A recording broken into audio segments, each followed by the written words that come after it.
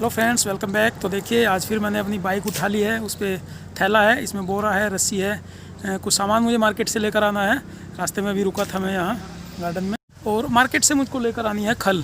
खल जो सरसों की बनी होती है, सरसों में से ऑयल निकालने के बाद जो वेस्टेज बचता है वो खल पशुओं को खिलाने के काम आती है। उसको भिगा के चारे पर डाल दिया जाता है तो पशु अच्छे से खाते हैं चारे को। अपनी इनकम का एक छोटा हिस्सा हम अपने पशुओं पर खर्च करते हैं, वो इसलिए कि हमारे बच्चों को और हमको शुद्ध दूध मिल सके। क्योंकि जितना हम पशुओं का चारा खरीदने में, खल में और इन सब चीज़ों में खर्च करते हैं और एक्स्ट्रा ऊपर से मेहनत भी करते हैं, हमारे चाचा जी करते हैं, हम भी करते हैं, उतनी मेहनत और उतने खर्च में हम लोग दूध भी खरीद सकते हैं। लेकिन वो खरीदा गया दूध उतनी बढ़िया क्वालिटी नहीं होती है। बढ़िया क्वालिटी दूध हमको मिल जाए पशुओं को, इसलिए हम पालते हैं, उनके लिए बहुत सारा खर्च करते हैं, मेहनत करते हैं, क्योंकि पीने के लिए हम लोगों को शुद्ध दूध मिल जाए। फ्रेंड्स चलिए मार्केट लेके चलता हूँ, आपको दिखाता हूँ कहाँ से इस टेलर से हम लोग खल खरीद के लाते हैं। रोड इस समय बिल्कुल खाली है, और रोड जब खाली होता है मैं तभी शूट करता हूँ वीडियो। तो फ्रेंड्स देखिए यहाँ मैं पहुँचा हूँ स्पेलर पे। ये स्पेलर के मालिक हैं। स्पेलर होता है कोलू। इसमें देखिए ऊपर से ये सरसों पहले डाली जाती है। हालांकि ये खल निकल रही है, सरसों को एक बार डाल के खल बन जाती है, उसको दोबारा फिर डालते हैं, 2 बार उसका तेल निकाला जाता है।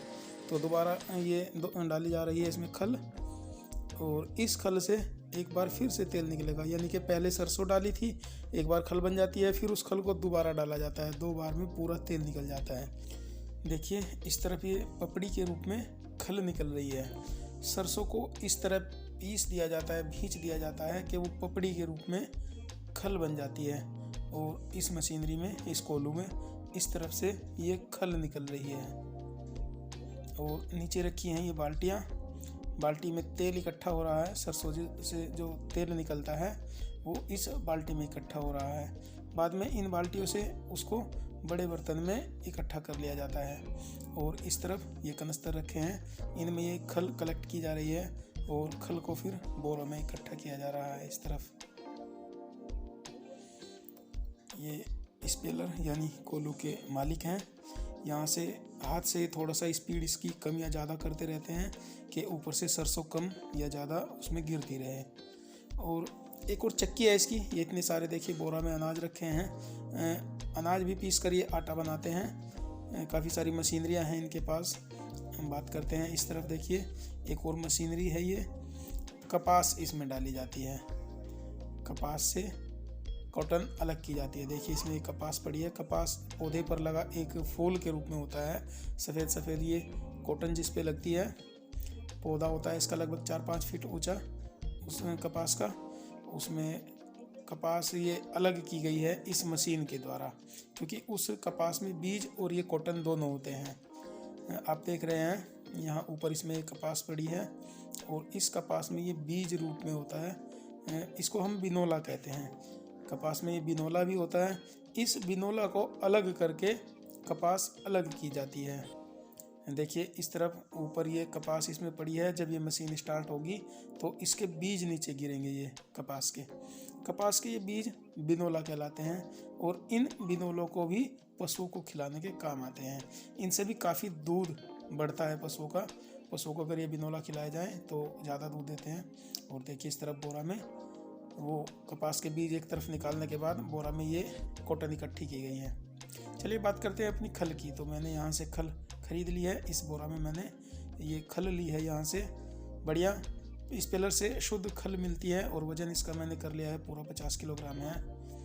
50 किलो खल लेकर मैं आज जा रहा हूँ। ये मैंने अपने बाइक पे खल का बोरा लाद लिया है, और स्पेलर के मालिक को पेमेंट करने के बाद अब मैं घर की तरफ निकला हूँ खल का बोरा लेकर। मार्केट में मिलने वाली खल का उतना भरोसा होता नहीं है, और स्पेलर से हमें शुद्ध खल वहाँ से मिल जाती है, अपने सामने ही निकलवा के। मार्केट से घर का कुछ और भी सामान लेकर मैं आया था। देखिए इस थैला में बंधा है। देखिए मेरे चाचा जी के काम एडवांस रहते हैं। ये अगोला है आज का, और ये ऊपर रख ली इनके पाती। हमारी भैंस भी आने वाली है, अगर वो रात में भी आएगी तो आग जलाने के काम आएगी ये पाती। छोटे पशु और भैंस को तापने के काम आएगी जब हम आग जलाएंगे इससे। ये नीचे अगोला है, इसी के ऊपर एक गठरी पाती रख ली है। वजन है ज़्यादा। आगे चाचा जी चला रहे हैं, पीछे से मैं धकेल रहा हूँ इसको। और ये अगोला लेकर हम लोग घर पहुँच गए हैं। बाहर रेडा खड़ा कर दिया है मैंने, और यहाँ से वजन खाली करके अगोला उसमें से उतार के मैं घर में अंदर रख दूँगा। पाती नीचे उतार दिया है, अगोला 2 इसमें है, बाकी इधर उतार दिए हैं, और कुछ डाल दिए हैं मशीन के पीछे, जिनको अभी काट दूँगा।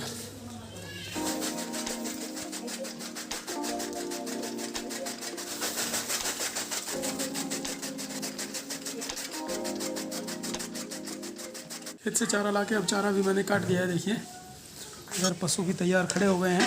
पहले बैठे थे अपने खूंटे पे बंधे हुए, अब खड़े हो गए हैं। ये चारा खाने के लिए तैयार हैं।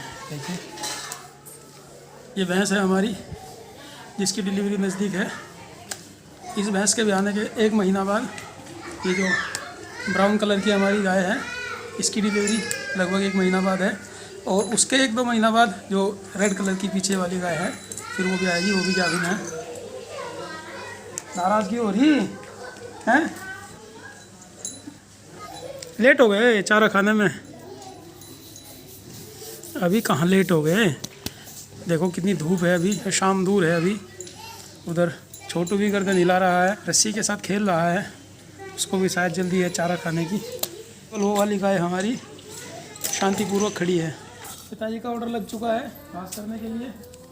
2 बजे के बाद 1 मिनट अभी बर्दाश्त नहीं होता है। 2 बजे घास कर दो।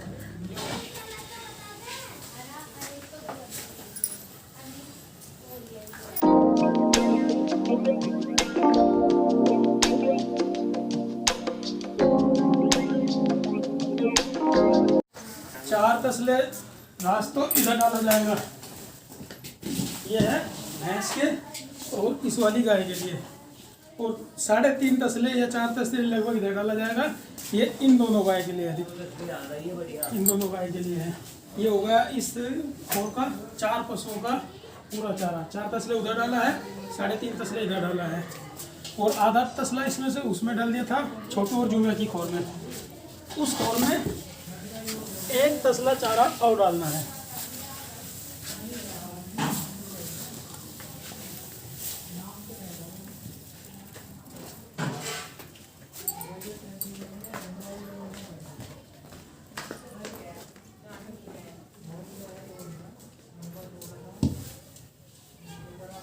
अब मुझे तीनों जगह अलग अलग सानी करनी है।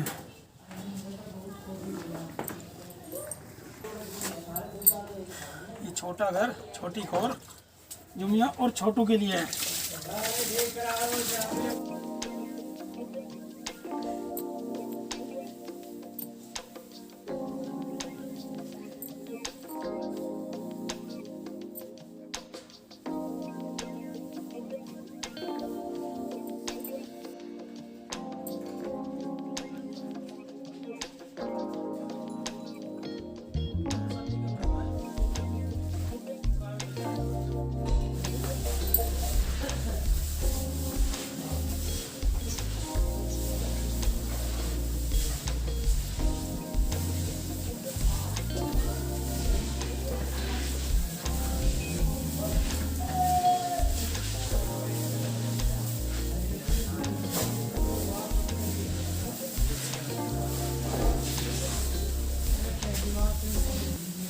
और अब बारी है भैंस के सामने शादी करने की। हमारी थोड़ा सा गुस्सेल है, देखो कैसे, देखो कैसे नखरा दिखाती है। नाराज है ये, लेट हो गया चारा आज।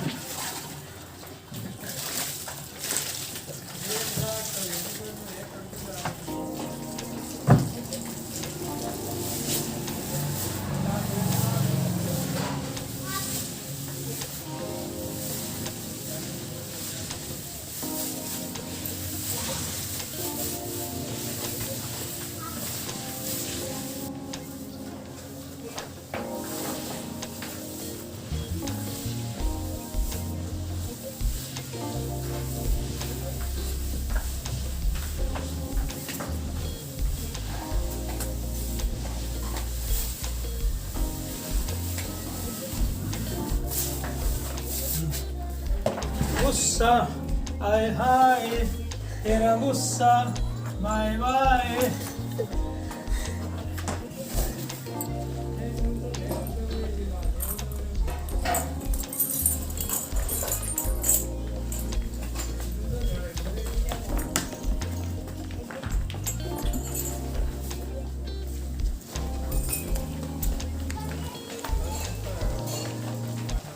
गुस्सा इसमें भी कम नहीं है।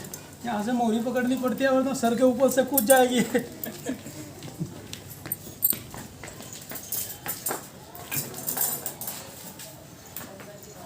वैसे मारती नहीं है, बस इसके अंदर चंचलता, उछल कूद ही ज़्यादा है, टक्कर नहीं मारती है।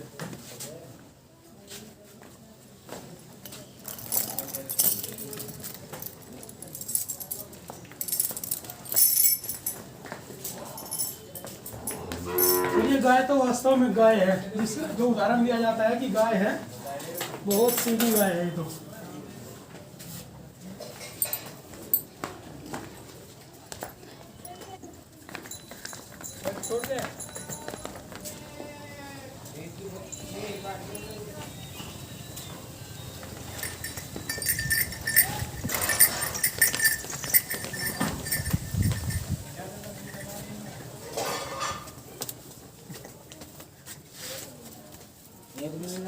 पशुओं का सारा काम कर लेता हूँ, खेत से चारा लाना, मशीन से काटना, इनको सानी करना और बांधना, इनका गोबर फेंक के आना।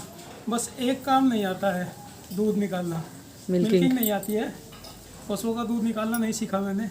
हमारे घर में सबको आता है, दोनों बहनों को, दोनों भाइयों को, भाभियों को, प्रीति को, सबको आता है। बस मैं और मेरे पिताजी, इनको दूध निकालना नहीं आता है, मिल्किंग नहीं आती है, दूध दूध ना।